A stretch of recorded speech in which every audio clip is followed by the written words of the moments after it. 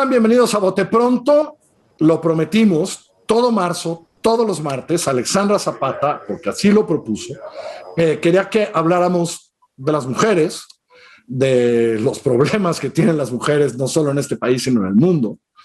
De algo que, ¿cómo se llama? El patriarcado, dice Sofía, nuestra invitada de hoy, ¿no? Y hoy tenemos, me da mucho gusto, a la directora de México ¿Cómo Vamos?, amiga de este programa, amiga de Milenio además. Hoy se la robamos a Alejandro Domínguez porque ya nos parece un exceso. Porque vamos a hablar, quiero que sobre todo la segunda parte hablemos de algo porque lo han trabajado, Sofía, pero le voy a dar la voz a Alexandra. ¿De qué hacemos? O sea, ya sabemos el desastre un poco, pues, ¿no? De lo que le ha pasado a las mujeres, pero ustedes tienen algunas propuestas concretas de cómo empezar a salir, ¿no? Para esto. Ale, tú empieza, Ale. Muchísimas gracias, Carlos. Y Sofía, gracias por acompañarnos a cerrar con broche de oro este mes de marzo. Una de las cosas que ustedes están haciendo desde México ¿Cómo Vamos? Es plantear los retos que tienen ciertas poblaciones, incluyendo las mujeres, pero poblaciones vulnerables en términos de acceso a la economía, a las conversaciones sobre las decisiones que se están tomando económicas en este país. Acaban de hacer un video que me pareció increíble sobre la realidad que viven los jóvenes en términos económicos y por qué los tomadores de decisión, particularmente los legisladores, están tan desconectados de la realidad económica de muchísimos de estos grupos que no han sido integrados a las decisiones públicas. ¿Nos puedes platicar un poquito más de cómo están viendo este panorama y cómo le quieren acercar el concepto de la economía y las decisiones económicas a mujeres, jóvenes y grupos vulnerables? Claro que sí. Primero que nada, mil gracias por la invitación. Feliz de estar aquí. Siempre me siento en casa con ustedes. Creo que el punto está en que la economía no es algo ajeno a las personas. O sea, realmente tomamos decisiones económicas todo el tiempo, solo que no sabemos que son decisiones económicas. Y particularmente las mujeres en esta pandemia, como bien refería Carlos, hemos estado golpeadas de diferentes formas, no solo por las parejas y las familias donde hay entornos de mucha violencia familiar, sino también en términos económicos. Lo cierto es que cuando llega el golpe duro del confinamiento en abril del año pasado y se pierden 12.5 millones de personas que activamente o estaban trabajando o estaban buscando trabajo, pues las mujeres son las que salen más mal paradas. Primero porque claramente las mujeres trabajamos más frecuentemente en el sector informal, y en el sector informal, además, pues tienes menos prestaciones y si te corren, pues no te van a indemnizar. Si te enfermas, no te van a pagar el hospital. Y entonces, al final, quedan las mujeres en esta posición de vulnerabilidad que lleva a que millones de hogares queden en esa misma posición porque además la población no se reparte 50% de hombres y 50% de mujeres hogar por hogar, ¿no? Un poquito más de la mitad de la población en México somos mujeres, pero pues hay hogares donde hay 4 o 5 mujeres y hay hogares donde hay una. Y los hogares donde las mujeres, hay más mujeres, pues tienen un ingreso menor por habitante, por cada uno de los miembros del hogar.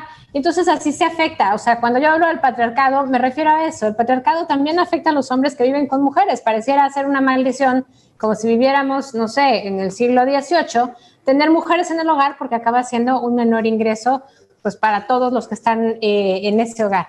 Ahora, cuando digo que también la pandemia nos pega de manera distinta, pues me refiero a que, y esto no son cifras mías, nosotros en México ¿Cómo Vamos? Trabajamos muchísimo con datos del INEGI. La última encuesta del impacto COVID en la educación también da cuenta de ello, porque vemos que de todas las mujeres y personas que atienden a los niños, más o menos 6 de cada 10 casos donde los niños necesitan apoyo de alguien en casa, en secundaria y primaria, 6 de cada 10 lo hacen mujeres.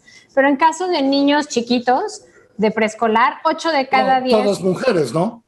Sofía, 8 de cada 10 son mujeres. Sí. El impacto económico es clarísimo y hemos hablado en este programa sobre cómo ha empeorado en vez de mejorar en el último año. Pero ¿no sientes que también la conversación económica, es decir, por supuesto que las mujeres ganan menos, están más en la informalidad, etcétera, pero tengo la percepción que desde la escuela tendemos a decir los temas económicos son de hombres y ellos son quienes toman las decisiones sobre los recursos, etcétera, y las mujeres ni siquiera tienen ese acceso a las conversaciones sobre la economía que tú estás planteando? Totalmente. La verdad es que parte del problema está en los roles preconcebidos que tenemos de hombres y mujeres desde muy chiquitos y en los mensajes que le damos a las niñas. tenía yo hace poquito una conversación en un panel de Forbes, pues con gente muy docta, o sea, no voy a echar de cabeza a mis companelistas, pero entre lo que decían era que a las niñas había que dotarlas de autoestima. Por supuesto eran dos señores, dos hombres, a quienes además estimo muchísimo. Me decían, es que tenemos que dotar de más autoestima a las mujeres, a las niñas, para que estudien carreras relacionadas con matemáticas, ciencia, tecnología, las clásicas STEM. Bueno, ¿pero qué? O sea, espérame, lo que argumentaban es que era un problema de autoestima, de que claro, por eso, porque las niñas no nos creían. ¿por eso estudiaban cocina o qué? Claro, es que es brutal, o sea, es brutal y esos son los aliados, ¿me entiendes? O sea, son la gente preparada que además de verdad quieren que las cosas funcionen mejor. Son matemáticos, son científicos, son gentes que hablan de política pública y el tener que explicarles al aire, como estoy platicando con ustedes, que no, que lo que necesitamos son mayor acceso a la educación, que una vez que las niñas se convierten en mujeres, pues tengan no solamente medición de la pobreza alimentaria, sino medición de la pobreza en higiene menstrual, para no dejar de ir a la escuela. Para que después, cuando salgas de la escuela, te den un mejor trabajo y no empieces con el pie izquierdo, porque como ya estudiaste algo que no tiene que ver con los mejores salarios, cuando te vuelves madre, y además, lo que les decía hace un rato, o sea, parte de la brecha salarial, un pedazo chiquito, digamos el 25%, es discriminación de sexo, de género pura y dura.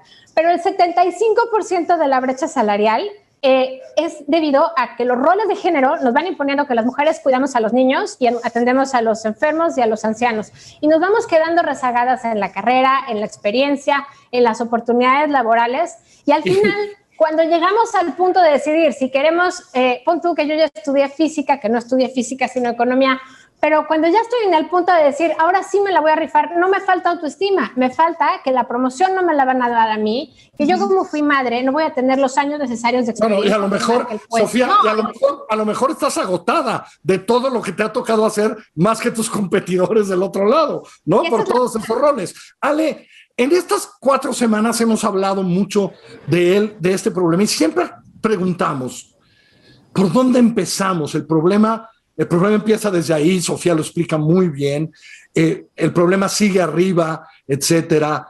Bien difícil cómo armar políticas públicas que impulsen, que den, que empiecen a corregir esta injusticia tan severa, ¿no, Ale? Sin duda, Carlos, y estas discriminaciones que surgen desde la escuela son fundamentales si queremos cambiar las cosas más adelante. Pero ahorita mencionaba Sofía, tanto ella como yo somos mamás, y no hay ningún tipo de apoyo gubernamental o política pública que nos permita a nosotras tener una trayectoria profesional y garantizar la seguridad y la integridad física de nuestros hijos. Y entonces en cada uno de estos momentos durante la vida tienes una barrera enfrente en donde escalarla implica muchísimo más que lo que tienen tus compañeros hombres en términos de poder seguir avanzando. Y ahí es donde necesitamos políticas públicas que acompañen mucho más de buenos deseos, que decimos todo el tiempo en este programa, que los buenos deseos, todos están ahí, todo el mundo habla de inclusión, todo el mundo lo pone en la Constitución, etcétera. La realidad es sumamente distinta. Sofía, 3, 4 cosas que podríamos empezar a hacer. Mira, nosotros en México, ¿cómo vamos? Tenemos una propuesta muy clara de cómo empezar a resolver el problema COVID, porque hicimos un diagnóstico. Para empezar, cuando Ale dice, es que necesitamos políticas públicas que funcionen, necesitas primero un diagnóstico, luego necesitas saber cuáles son los grupos que tienes que atender y luego cómo los vas a pagar, porque si no, te quedas en buenas intenciones, ¿no? Todos queremos, claro, mejor pensión para los adultos mayores y todo el mundo quiere un mejor empleo. ¿Cómo lo vas a financiar? Bueno, nuestras 4 propuestas son que en esta realidad a la que vamos a regresar económicamente o estamos regresando, digamos, un pasito para adelante y 2 para atrás después de los confinamientos, pues es finalmente eso. Necesitamos una red de cuidados. El Estado mexicano no la provee, las empresas no se ven obligadas. La ley puede marcar un montón de cosas, pero en la medida en la que no haya más guarderías, atención a los enfermos, terciarización, digamos, de los cuidados del hogar, no estás generando más empleos. Dar transferencias, no estás garantizando ni la seguridad del niño, ni la seguridad de la madre, ni que la madre vaya a salir a trabajar. En cambio, tener guarderías te garantiza que la madre deja al niño, genera empleos porque está pagando por ello y además va a tener su propio ingreso aparte. Eso por un lado. Entonces, nosotros entre la propuesta que tenemos es eso, una mayor cantidad de subsidios ahorita que no hay la infraestructura, pero con mirada a tener mayor infraestructura, por supuesto, de cuidados, para que las mujeres puedan incorporarse en mayor medida a la economía, porque más no lo digo yo, lo dice el secretario Herrera, si las mujeres en México trabajaran a la misma tasa que los hombres, nos recuperaríamos mucho más rápido. Y eso ahorita no veo que vaya a suceder, dada esta falta de cuidados en la estructura justamente del hogar. La segunda cosa es atender a los micronegocios. Los micronegocios muchas veces también son atendidos por mujeres. Y creo que en un país donde el 95% de los negocios son micro o pequeños, o sea, son realmente muy chiquititos, pues son los grandes empleadores, o sea, dan la mitad del empleo que da el resto de las empresas gigantes, que aunque es 5%, pues de todas maneras se compensa, porque lo que estás viendo es por el bienestar de las familias, ¿no? La tercera propuesta que tenemos es atender a todas las personas que perdieron su empleo formal durante la pandemia, digo, obvias razones. Y la cuarta son las familias más vulnerables. Insisto, esto solo es un abrebocas para empezar a detonar una conversación sobre qué es lo que se necesita hacia adelante. Y cuando esto termine, que todavía nos falta un ratito para terminar, Ale, nos queda un minuto.